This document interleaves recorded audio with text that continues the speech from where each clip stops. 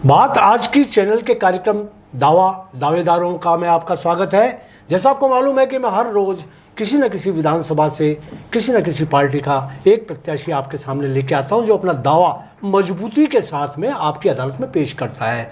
आप ये तय करते हैं कि उनका दावा कितना कमज़ोर है, कितना मजबूत है। ये सारी दावेदारी पर डिपेंड करता है और मैं हमेशा दावेदार का साथ देता हूँ, क्योंकि मैं जानता हूँ कि दावेदार कि अगर दावा कमज़ोर हुआ तो निश्चित रूप से उनकी जो असली प्रतिभा है वो आप तक नहीं पहुंच पाएगी। तो आज जिस शख्स को लेकर मैं आपकी अदालत में पेश हो रहा हूं वो बिनाए की सरपंच हैं और मसूदा क्षेत्र से अपनी दावेदारी प्रस्तुत कर रही हैं। आप कांग्रेस की बहुत अच्छी लीडर हैं, जड़ से जुड़ी हुई। और सबसे बड़ी बात मैं उनके बारे में बता दूं कि बाकी जितने उम्मीदवार आते हैं मोस्टली वो इतने पढ़े लिखे या उच्च शिक्षित नहीं होते जितनी पढ़ी लिखी अर्चना सुराना है।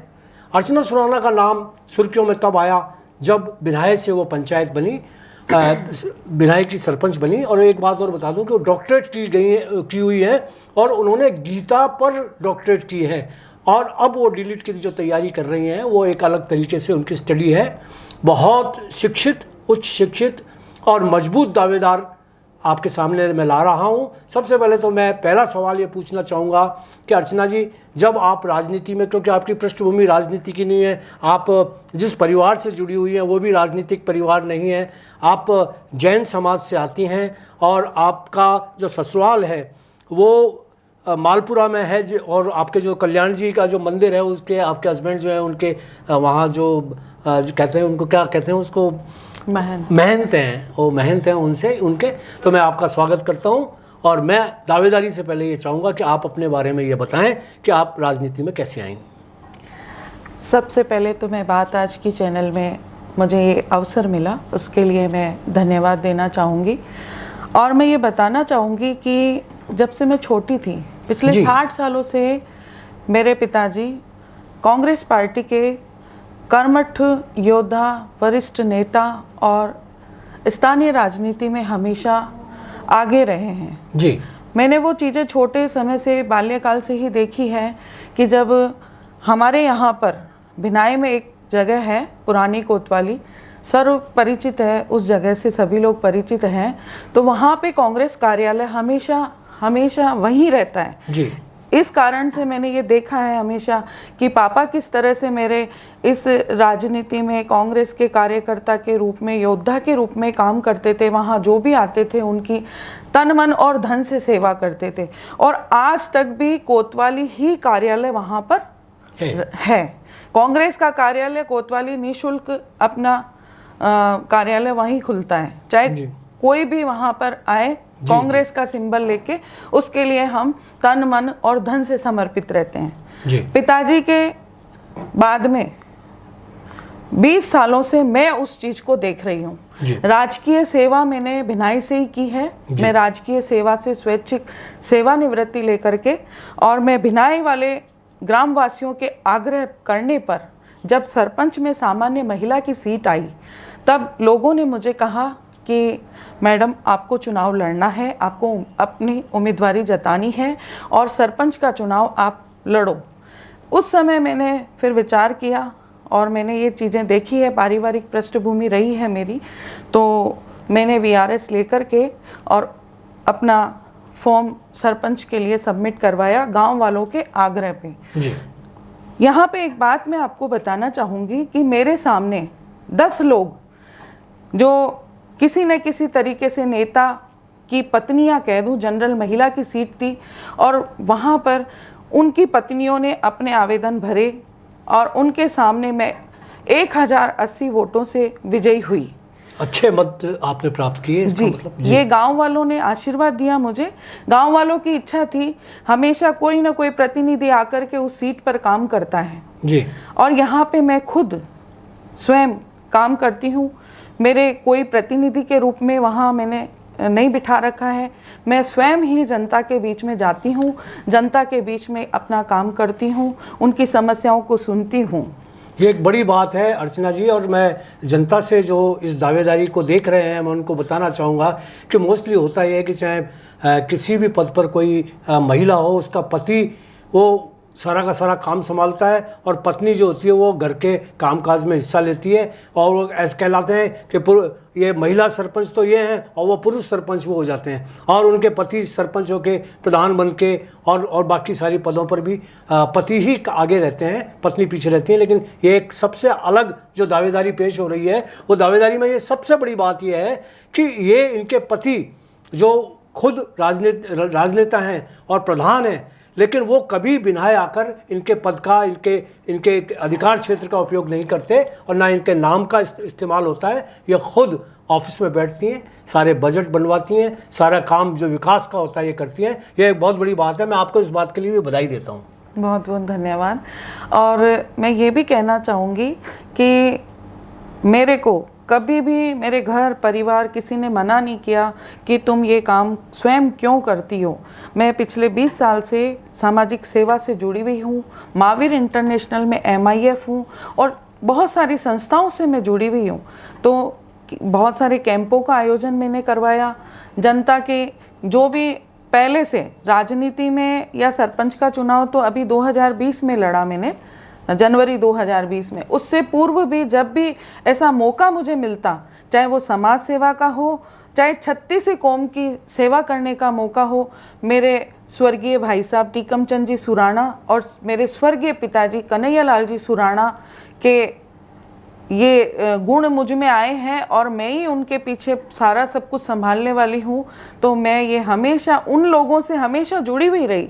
कभी भी मैंने अपने आप को और उनको ये कमी महसूस नहीं होने दी कि मेरे पिताजी नहीं है या मेरे भाई नहीं है तो उनका काम कौन करेगा। मैं उनके बीच में जाती हूँ, उनके दुख सुखों को सुनती हूँ और उनकी अगर कहीं उनको मेरी ज़रूरत है तो निश्चित रूप से मैं उस ज़रूरत को पूरी करती आई हूँ। अर्चना जी, मैं दुखती रग पर हाथ नहीं रखना चाहता, लेकिन आपके मुझे जैसी जानकारी किसी ने दी है कि भाई आपके ब्रदर जो थे, छोटे ब्रदर थे या बड़े ब्रदर थे, मैंने बड़े भाई साहब, बड़े भाई थे आपके, उनका भी कुछ दुर्घटना रहस्यमयी डेथ हुई थी उनकी, वो कोई कहानी थी ऐसा? मैं सर उस समय क्या चुनाव का समय ही था और मेरे ब्रदर एक दशक तक 2 बार ब्लॉक अध्यक्ष भी रहे।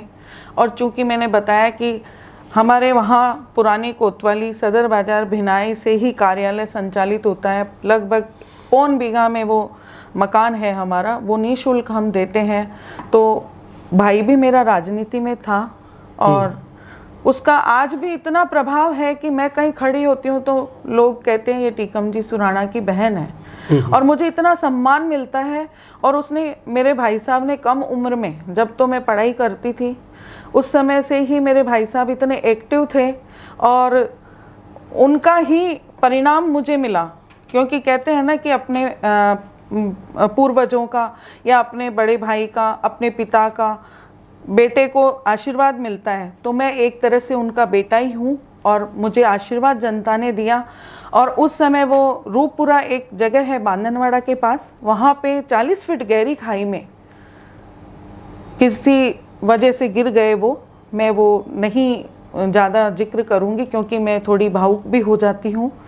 तो वहीं ऑन स्पॉट उनकी डेथ हो गई आज के 29 साल पहले। और 29 साल के बाद भी आज की जो जनरेशन है वो भी मेरे भाई को जानती है और जो उनके साथी लोग थे वो भी जानते हैं। और उन लोगों ने ही आग्रह किया कि हम मतलब यहाँ पे ये जैसे पत्नी चुनाव लड़ती है तो पति काम करता है, इस चीज़ से परेशान हो गई और जनता ने मुझे कहा और मैंने उनके आग्रह को स्वीकार किया। चलिए, एक बहुत बड़ी बात हुई क्योंकि अजमेर के अंदर पूरे 8वें विधानसभा के क्षेत्र के अंदर ऐसी महिला जो डॉक्टरेट की हुई हो, ऐसी महिला जो खुद सरपंच का काम करती हो, तो आपको किन किन मुसीबतों का सामना करना पड़ता है? क्योंकि जब महिला होती है तो और ये तो शातिर राजनेता और बिनाए तो राजनीति का गढ़ रहा है, हमेशा उछल कूद मारधाड़ चलती रहती है वहाँ राजनीतिक, तो आपने किस तरह से उनका सामना किया? देखिए, सबसे पहले मैं ये कहना चाहूँगी कि जब तक व्यक्ति शिक्षित नहीं होता है तब तक मुझे लगता है कि शिक्षा हर संघर्ष को जीतने में कामयाबी दिलाती है। और अगर मैं कहीं जीती हूँ चुनाव में तो मेरी शिक्षा काम आई है और मैं इन षड्यंत्रों से भी बाहर निकली हूँ। और षड्यंत्र तो वो लोग रचते हैं, जो राजनीति को कारोबार समझते हैं, मैंने कभी राजनीति को कारोबार नहीं बनाया।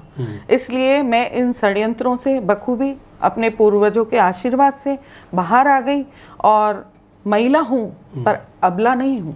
बहुत अच्छी बात है, महिला हूँ पर अबला नहीं हूँ। बहुत महिला हूँ, लड़ सकती हूँ और लड़ूंगी और लड़ती आई हूँ। जिन लोगों ने जिस तरह की परिस्थितियाँ क्रिएट की, उन परिस्थितियों से, क्योंकि नारी कभी अबला नहीं होती है, नारी अन्नपूर्णा होती है, नारी दुर्गा होती है, नारी शक्ति होती है, नारी काली होती है। नारी के कई रूप हैं। जब नारी किचन में होती है तो वो अन्नपूर्णा देवी का काम करती है। तो इसी तरह से मैंने अपनी शिक्षा से और अपनी योजना से उन लोगों के षड्यंत्रों को विफल करती गई और मैं आज आपके सामने तो सरपंच चलिए, के अब पद जब पे हूँ। आपने वो इनडायरेक्ट इशारा ही कर दिया तो मैं आप साफ साफ ही पूछ लेता हूँ कि आपके खिलाफ अविश्वास का प्रस्ताव आया था और अविश्वास का प्रस्ताव पूरे राजस्थान में चर्चाओं में रहा था, और क्योंकि इसके पीछे बहुत सारे लोगों के दिमाग थे, षड्यंत्र थे, बड़े शातिर लोग जुड़े हुए थे, बड़े धन बली, बाहुबली और जाने कौन कौन से बली जुड़े हुए थे इसके अंदर। लेकिन आपने फिर अविश्वास का प्रस्ताव कोर्ट से भी स्टे लाए, फिर उसके बाद में प्रस्ताव भी हुआ और उसके बाद में आप जीते। इस पूरी कहानी के पीछे क्या रहा? देखिए, राजनीति में ये पुरुष प्रधान समाज है और पुरुष कभी नारी को स्वीकार नहीं करता है, ये इतिहास गवाह है जी। इसी वजह से मैं चूंकि स्वयं सरपंचाई करती हूँ, मेरा कोई प्रतिनिधि वहाँ नहीं बैठता है और मैंने एक भारी मतों से जीत हासिल करी। तो कुछ भूमाफिया कह दो, कुछ राजनीतिज्ञ कह दो, उनको मेरी जीत पची नहीं और वो मुझे किस तरह से गिराने में कामयाब हो। तो उन्होंने षड्यंत्र रचे, लेकिन मैंने शुरू में एक ही जिक्र निवेदन आपसे किया कि शिक्षा का महत्वपूर्ण योगदान होता है, तो कोर्ट से स्टे लाने में भी मेरी शिक्षा काम आई और अविश्वास को खारिज कराने में भी मेरी शिक्षा काम आई, क्योंकि शिक्षा एक वो व्यक्ति के पास वो अतुलनीय धन होता है जिससे वो कभी निराश नहीं हो सकता, हताश नहीं हो सकता है। तो मैंने उनके जो ये अविश्वास का जो षड्यंत्र मेरे खिलाफ रचा गया था, मेरे ही वार्ड मेंबरों को भड़काकर, सिखाकर, अपनी ही जगह पर उनको कैद कराकर, जिन लोगों ने इस तरह का किया उन लोगों को वक्त ने भी जवाब दिया और जनता मेरे साथ थी। जनता इस अविश्वास में उन लोगों के साथ नहीं थी, और जहाँ जनता होती है, जनता माँ बाप होती है और जनता ने मुझे उस कुर्सी पर बिठाया, तो जनता अधिकार रखती है मुझे उस कुर्सी से हटाने का, चंद लोग नहीं रखते हैं। बहुत अच्छी बात कही आपने, और मज़ेदार बात ये रही कि जिस शिक्षा से आपने लड़ाई लड़ी उस शिक्षा के लिए ही अविश्वास का प्रस्ताव आया था, क्योंकि मुझे याद है कि कॉलेज की जो भूमि थी वो आप पूरा गांव ये चाहता था कि आपके जो पहले से कॉलेज चल रहा है उसके आसपास की भूमि को अधिग्रहित करके और कॉलेज बनाया जाए, जबकि कुछ भूमाफिया, कुछ राजनेता जिनकी ज़मीनें आसपास उस जगह थी, वो वहाँ उस कॉलेज को ले जाना चाहते थे। ये बात सही है ये क्या? हाँ, आप बताइए, आप क्या खुलकर बताइए आप।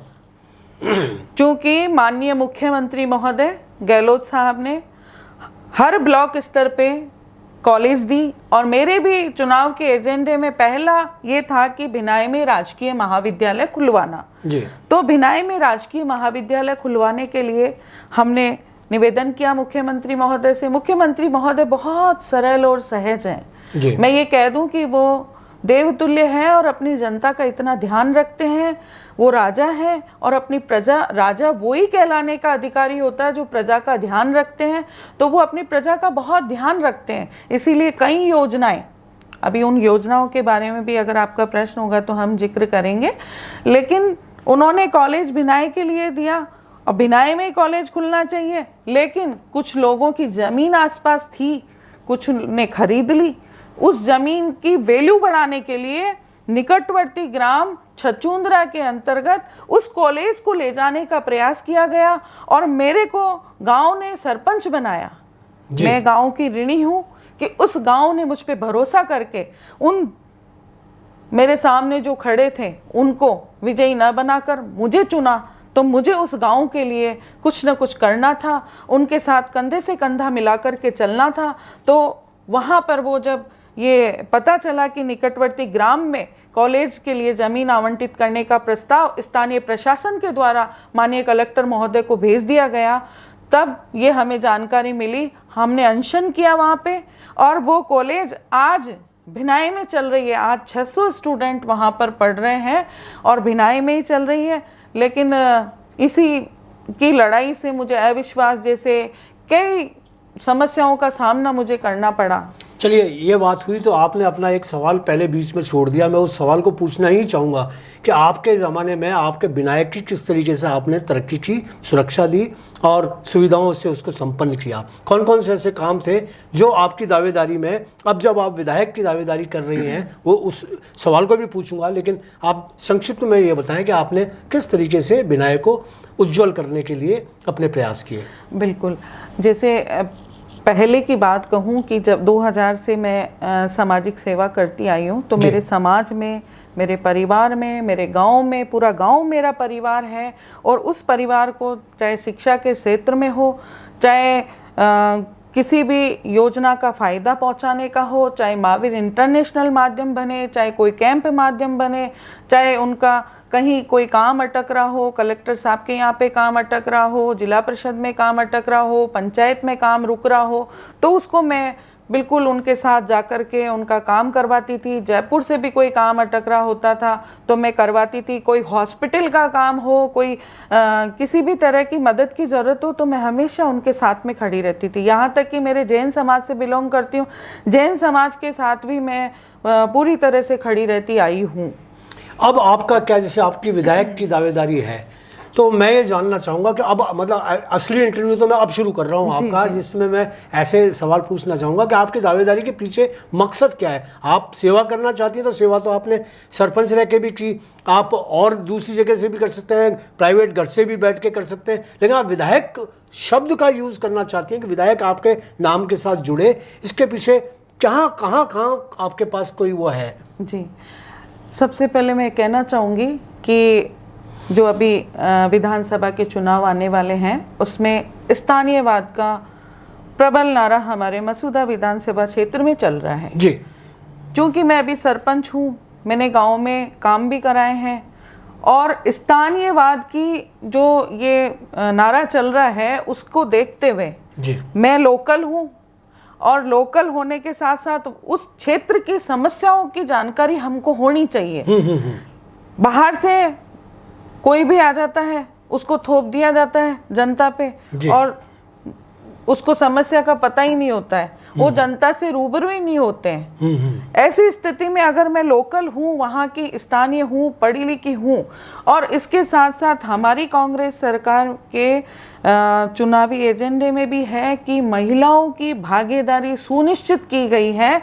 मैं एक अल्पसंख्यक समाज से भी आती हूँ और वैश्य वर्ग से आती हूँ। हमारे समाज का वर्चस्व होता है क्योंकि 36 कौम को हम लोग साथ लेके चलते हैं। हम व्यापारी वर्ग से आते हैं सर जी। तो व्यापारी वर्ग ऐसा होता है जो 36 कौम को साथ लेके चलता है, इसलिए वहाँ की समस्याओं की जानकारी मुझे आज मगरा क्षेत्र को हम अगर ले तो वहाँ पे मूलभूत आवश्यकताओं की पूर्ति नहीं होती है। जैसे पानी की समस्या है, जैसे सड़क की, रोड की जो हालात है, पानी लेने के लिए महिलाएं 1.5 किलोमीटर दूर जाती है, सर पे घड़ा रख के लेके आती है।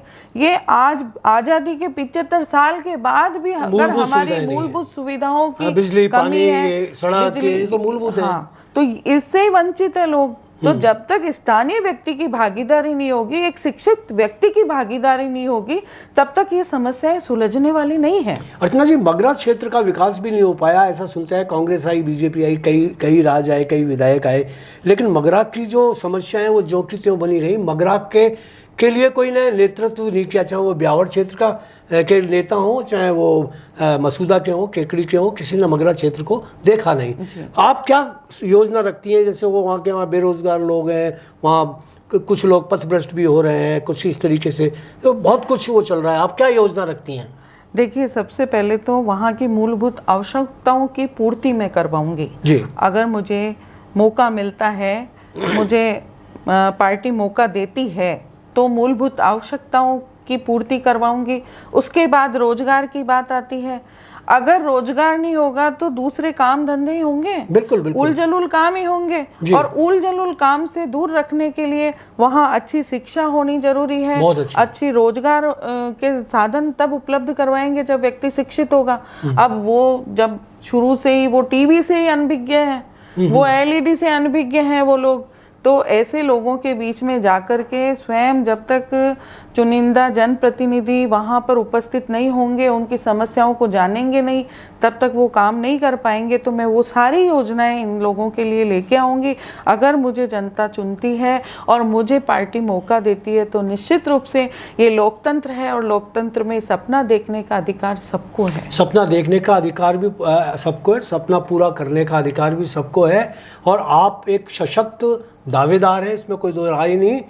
आप अपनी जनता से अगर कुछ कहना चाहते हैं कि आपकी दावेदारी के पक्ष में वो क्या करें, तो आप कहने के लिए ये माध्यम आपके पास है, आप कहें। मैं तो जनता से यही अपील करना चाहूँगी कि स्थानीय है, स्थानीय व्यक्ति को स्वीकार करें और पार्टी जिसे भी मौका देती है, पार्टी मुझे मौका देती है तो ये मेरी खुशनसीबी होगी और पूरी मसूदा विधानसभा क्षेत्र की खुशनसीबी होगी कि एक महिला जो स्वयं क्षेत्र में उतर के काम करने की इच्छुक है और काम करती है, वो महिलाओं के बीच में, पुरुष उम्मीदवार आ जाता है सर तो वो महिलाओं के बीच में बात ही नहीं कर पाता, क्योंकि महिलाएं घूंघट में रहती है, गांव की महिलाएं। और हम अगर महिलाओं के बीच में जाएंगे, क्योंकि महिला शक्ति कोई छोटी मोटी शक्ति नहीं होती है, महिलाएं तो पूरे मतलब जैसे एक बेटी होती है वो दो घर को सजाती है, वैसे ही अगर महिलाएं जागरूक होगी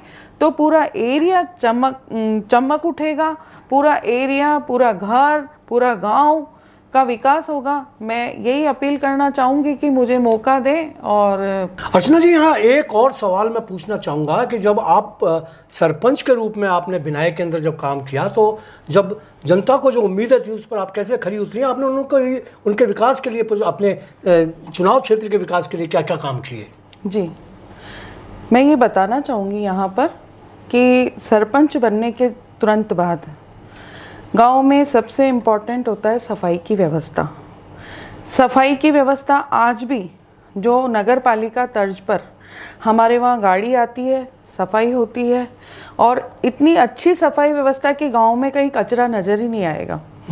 दूसरी चीज़, जो कचरा होता है वो हम एक जगह डिसाइड करी, वहाँ कचरा संग्रहण केंद्र बना दिया। बहुत अच्छा।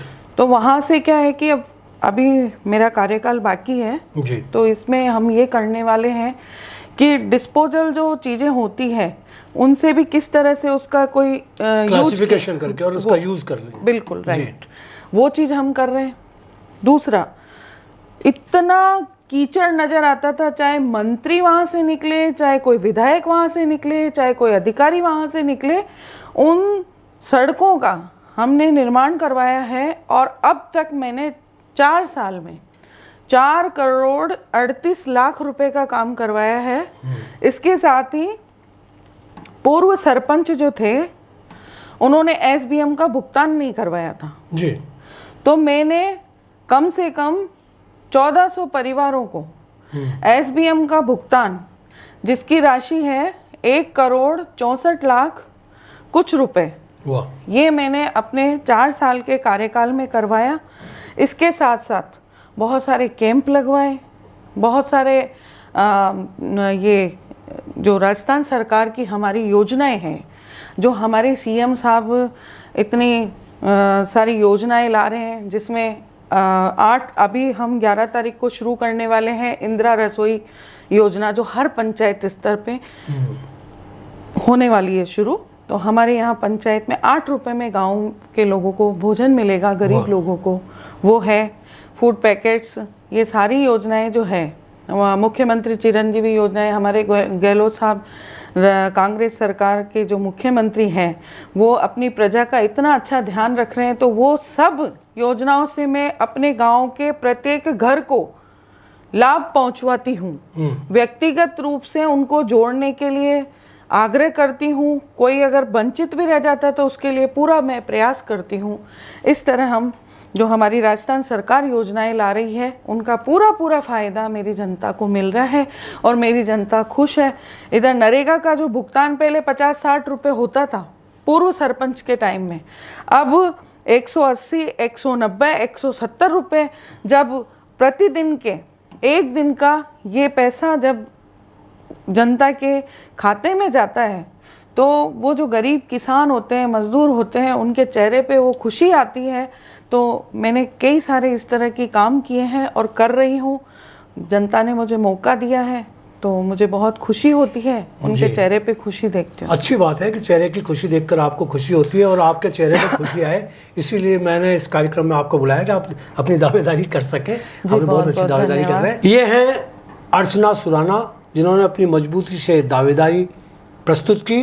मुझे ये यकीन हो चला है कि निश्चित रूप से कांग्रेस पार्टी उनको अपना उम्मीदवार बनाएगी और अगर वो बनाती है तो ये कांग्रेस की ही जिम्मेदारी का एक बहुत बड़ा हिस्सा कि महिला सशक्तिकरण की दृष्टि से, महिला के अल्पसंख्यक अगर सीट देते हैं तो उस दृष्टि से भी ये पूरा होगा। और एक उच्च शिक्षित है, सरपंच है इसकी, और सरपंच का आप देख चुके हैं, जनता देख चुकी है कि उनका सरपंच का कार्यकाल कैसा रहा। उनकी कामयाबी के पीछे जितने भी काम रहे वो उनकी गवाही दे रहे हैं कि अगर इस बार उनको फिर चुनते हैं आप तो निश्चित रूप से वो बहुत बड़ा एक उपलब्धि होगी मसूदा के लिए। मैं आपको शुभकामनाएं देता हूं कि आप इस कार्यक्रम के जरिए जो आपने दावेदारी प्रस्तुत की है वो दावेदारी सक्सेस हो और आपको टिकट मिले और अगली बार जब हम मिलें तो निश्चित रूप से एक विधायक के रूप में मैं आपकी गवाही दूं कि और याद दिलाऊं आपको कि आपने ये वादे जनता से किए थे, अब उन्हें पूरा करने का वक्त आ गया है। आप जुट जाइए और आप अगर ऐसा नहीं करेंगे तो आपको जनता उखाड़ फेंकेगी, ये भी मैं आपको समय समय पर बताता रहूँगा। आप आए, आपने ये वक्त दिया, धन्यवाद, बहुत बहुत शुक्रिया। Thank you sir, thank you so much.